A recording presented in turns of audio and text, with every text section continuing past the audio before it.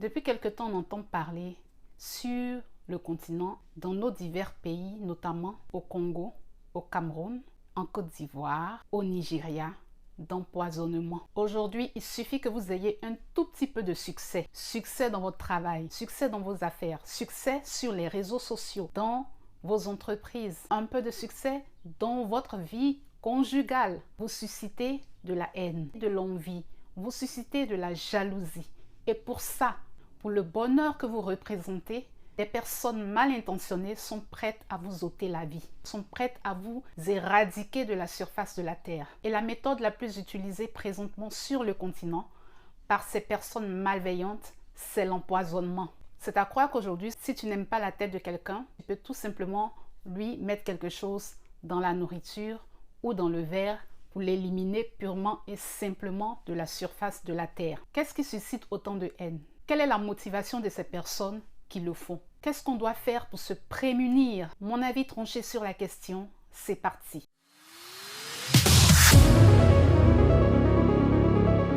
Coucou team, bienvenue sur ma chaîne pour une nouvelle vidéo. La jalousie, ce que la jalousie peut entraîner dans les cœurs, ce que la jalousie peut entraîner comme dommage est parfois irréparable. Aujourd'hui, tuer est devenu trivial, facile. Si votre tête ne plaît pas à quelqu'un, si vous avez un petit bout de succès, si vous prospérez dans vos affaires, si vous êtes heureux en ménage, vous pouvez susciter de la haine dans le cœur de certaines personnes et même dans le cœur de certains de vos proches. Moi, quand j'étais plus jeune, j'entendais parler d'empoisonnement dans les livres d'Agatha Christie, où Hercule Poirot et Miss Marple menaient des enquêtes de main de maître pour trouver qui avait empoisonné qui. Et les poisons qui étaient réputés dangereux dans ces romans policiers d'Agatha Christie, c'était le cyanure et l'arsenic. Donc pour moi, le poison, c'était quelque chose de très lointain, c'était une fiction. Jusqu'à ce que récemment, on entende parler d'empoisonnement de plus en plus sur le continent africain. Des jeunes connus ou inconnus qui se font empoisonner par leurs amis, par des personnes qui leur sont souvent très proches. Il y a un mois, une jeune Congolaise d'une vingtaine d'années du nom de Samantha Kani a perdu la vie, supposément par empoisonnement par ses amis. Elle était très suivie sur les réseaux sociaux, notamment sur TikTok, où elle avait environ près de 20 000 followers. Coucou Nadia, comment vas-tu? Est-ce que ça va? Moi ça va bien, je pète la forme. Bon dimanche, bon week-end. Bisous. Son champ de prédilection sur TikTok, c'était de faire la promotion de la peau noire. Et cette jeune fille africaine avait toute la vie devant elle. Elle était très belle, elle était resplendissante, elle avait une confiance et une assurance en elle qui ne disait pas son nom. Et elle a été simplement et purement supprimée de la surface de la Terre. Il y a quelques jours encore, on entend qu'un autre TikToker du nom de Oscar Brown se serait fait empoisonner par son meilleur ami. Lui, il avait près de 700 000 followers sur TikTok. Son champ de prédilection, c'était de faire la promotion des marques, mais également de faire des petites vidéos satiriques et humoristiques. Aliko Dangote is the 136th richest man in the world. God, whose position I did. Jay. Des jeunes qui ont décidé du jour au lendemain de prendre leur caméra, de se faire une certaine notoriété sur les réseaux sociaux afin d'engranger des followers, de signer des contrats avec des marques et bien évidemment d'accroître leur business en ligne. Et pour ça, du fait que ces jeunes-là sont connus, des personnes les suivent, du fait que les marques leur font confiance, du fait que ces jeunes ont une grande visibilité, des personnes tapis dans l'ombre, des esprits tapis dans l'ombre, des sorciers tapis dans l'ombre, complotent contre leur vie. On peut faire ça. On peut être mauvais à ce point. Au vu de ce fait sur la toile, il y a eu plusieurs réactions. Certains ont dit, quand tu perces, quand tu arrives à un certain niveau dans ta vie, tu dois te débarrasser de tous tes amis qui sont autour de toi. Tu dois prendre de l'ascendant. Tu dois te créer un nouvel environnement géographique, il s'entend, mais également un nouveau cercle d'amis. C'est-à-dire que les amis avec qui tu as galéré, tes amis d'enfance, tu ne dois plus trop les fréquenter parce qu'on ne sait jamais.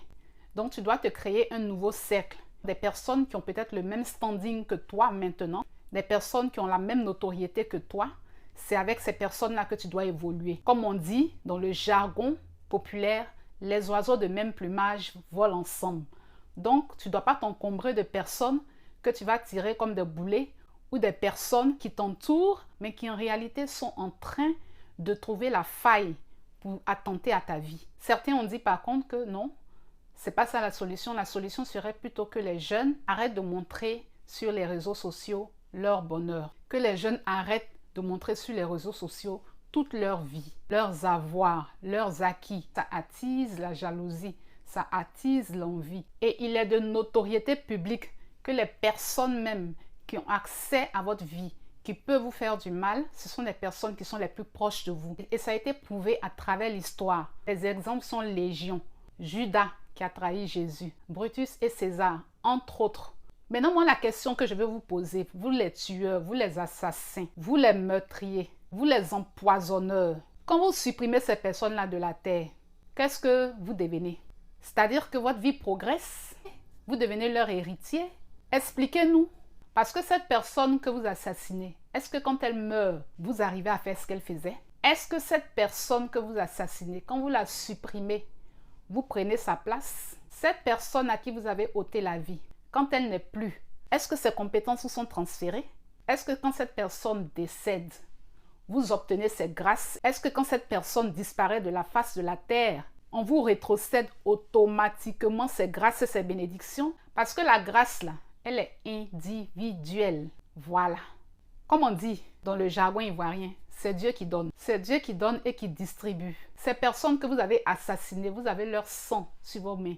Leur sang crie à l'Éternel. Vous allez payer pour ce que vous avez fait, pour les crimes que vous avez commis, pour les assassinats, pour les meurtres, avec préméditation. Parce que vous vous êtes assis, vous avez réfléchi à quel moment la personne serait disponible, à quel moment elle allait se lever, à quel moment vous allez glisser le poison, à quel moment vous allez disparaître.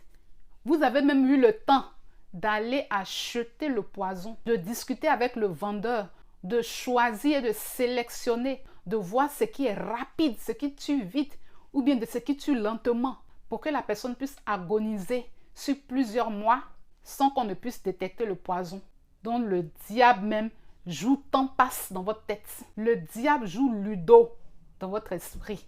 Vous êtes des monstres. Parce que je ne sais même pas si vous imaginez la portée de vos actes. Vous ne pensez même pas à sa famille. Vous ne pensez même pas à ses enfants, si cette personne en a. Vous ne pensez même pas à ses parents qui sont encore vivants, souvent, dans certains cas. Ça vous coûte quoi? Si un de vos proches a du succès, de l'approcher et de chercher à comprendre comment cette personne fait pour évoluer. Posez les questions. Demandez à ces personnes-là de vous aider à vous aussi évoluer dans votre vie. Ça vous coûte quoi de chercher à apprendre? En quoi ça va vous dévaloriser? En quoi ça va vous tuer? En quoi ça va vous diminuer? Apprends auprès d'elle. Moi, personnellement, je ne pense pas que parce qu'on a de la visibilité, de la notoriété, on doit se défaire de tous nos anciens amis, de toutes nos anciennes connaissances, de nos amis d'enfance et aller s'en créer de nouveaux. Pourquoi? Vous savez, la vie elle-même, là, elle fait sa sélection naturelle. Vous allez voir qu'il y a des personnes, quand vous allez atteindre un certain level, qui elles-mêmes vont partir d'elles-mêmes, qui vont vous quitter parce qu'il y a un rééquilibrage qui va se faire. Donc, il y a des personnes elles-mêmes de façon volontaire qui vont quitter votre vie. Si vous avez des raisons de soupçonner ou si vous avez des raisons valables de vous éloigner de ces amis-là, là, je veux bien. Mais sans raison apparente, juste parce que votre statut a changé, vous devez changer tout votre cercle. Je ne pense pas que ce soit ça la solution. Par contre, je pense que la société dans laquelle on vit aujourd'hui est une société de surexposition, une société de voyeurisme, d'exhibitionniste. On montre trop, plus on montre, plus les gens veulent voir. Moi, mon avis personnel est que chacun doit faire attention à ce qu'il présente, autant sur les réseaux sociaux que dans la vraie vie. Il y a des choses que vous ne devez pas divulguer en ce qui concerne votre vie privée. Il y a des choses que vous devez garder secrètes. Vous devez avoir votre jardin secret. Il y a des choses qui ne doivent jamais sortir du cercle familial. Il y a des choses que vous devez garder pour vous-même. Maintenant, avec l'avènement des réseaux sociaux, tout est exposé. Pour se marier, tout le monde doit savoir que vous êtes allé à Assini. Tout le monde doit savoir que votre lune de miel, vous l'avez passée en Espagne ou à Venise. Tout le monde doit savoir que vous êtes monté sur la tour Eiffel. Il y a des choses, franchement, évitez. Évitons. Avec les réseaux sociaux, là, tout est amplifié. Je ne sais pas si vous avez remarqué, les choses qui paraissent même simples, les choses qui paraissent élémentaires, quand elles sont publiées, elles deviennent trop importantes. Donc, faites attention aux choses que vous montrez sur les réseaux. Surtout les jeunes, les nouveaux influenceurs, vous qui influencez là, faites attention. Parce que vous influencez positivement, mais vous influencez aussi négativement et vous suscitez des passions positives comme des passions négatives. Autant d'autres vous adulent, autant d'autres vous aiment, autant certains vous détestent, vous haïssent, sans pour autant forcément même vous connaître personnellement. Donc, ce que vous présentez sur la toile, ce que vous présentez sur les réseaux sociaux doit être pesé, sous-pesé, doit être millimétré. On ne pourra pas savoir ce qui se passe dans le cœur de quelqu'un, mais on peut au moins essayer de minimiser les risques. Évitez de trop vous surexposer sur la toile, de montrer et d'exposer vos biens matériels, l'argent, les voitures, les marques, les sacs, les chaussures, les bijoux. Évitez. Si vous ne montrez pas à quelqu'un, si vous n'exposez pas ça sur la toile, qui saura? C'est à vous, c'est dans votre maison, c'est dans votre chambre, c'est dans votre coffre-fort. On n'a pas besoin, nous, de savoir ce que vous avez, ce que vous possédez. Deuxième chose que vous devez cacher, votre bonheur. Cachez un peu votre bonheur. Quand vous êtes dans une relation avec quelqu'un, vous voulez que toute la terre entière soit informée que vous êtes en relation. Vous faites photo à la plage, vous faites photo sur la colline, vous faites photo dans la brousse, vous faites photo dans bus, vous faites photo dans voiture, dans woro woro. Vous allez faire photo même chez le boutiquier. Il reste un peu, vous allez faire photo sur le toit de votre maison. Nous, quoi dedans? Vous êtes heureux là, cachez-vous. Vous êtes amoureux, cachez-vous. Vivez votre relation de façon responsable. Tout n'a pas besoin d'être vu ou su. Même si vous êtes des personnages publics, vous pouvez choisir ce que vous allez montrer sur la toile. Vous n'êtes pas obligé de montrer toute votre vie, de surexposer votre vie. Créez un mystère autour de vous. Il faut que les gens se posent des questions. Mais si tout est montré, tout est dévoilé, tout est su, tout est à nu, tout est à découvert, on sait tout sur vous. Vous suscitez des passions dans les cœurs des gens. En temps, vous ne maîtrisez pas les cœurs des gens. En temps, vous ne savez pas si c'est votre Judas qui est là. Donc, protégez-vous. Il paraît que le procédé pour empoisonner, c'est souvent dans la boisson ou bien dans la nourriture. Donc, quand on vous invite là, sachez quelle invitation accepter, quelle invitation décliner. N'allez pas manger partout. Il y a des gens, quand on les invite là, dès qu'ils entendent nourriture, ils sont là-bas. Il y a des gens, dès qu'ils entendent, on va aller faire un petit show quelque part, entre amis, entre potes, ils sont là-bas. Il y a des gens, dès qu'ils entendent, on va aller en boîte, ils sont déjà euphoriques. Sachez comment vous comporter. Quand on vous invite, n'acceptez pas toutes les invitations. Les derniers shows de voyage, nous on va faire un dernier show avant que tu partes. Il faut que tu saches réellement qui t'a invité pour le dernier show là. Les gens qui ont été assassinés là, c'est pas que les TikTokers, hein. Par le passé, c'était des jeunes de l'Europe ou des États-Unis ou de l'Amérique du Nord qui repartaient dans leurs pays africains respectifs pour passer les vacances. Et c'est pendant les vacances là, avec leurs amis là, pendant les shows là, qu'on les empoisonnait. Parce qu'ils se disent quoi? Toi, tu vas partir en France. Toi, tu vas partir en Belgique. Toi, tu vas aller au Canada. Toi, tu vas retourner aux États-Unis. Nous, on va rester ici. Nous tous, on va rester ici. Tu ne bouges plus. C'est ton dernier voyage. Ça fait peur, hein? Et vos verres que vous laissez traîner partout. Le verre est sur la table. Vous vous levez, vous allez danser, vous revenez, vous reprenez le verre, vous buvez le verre. Si quelqu'un a versé une poudre dans le verre, tu ne sais pas.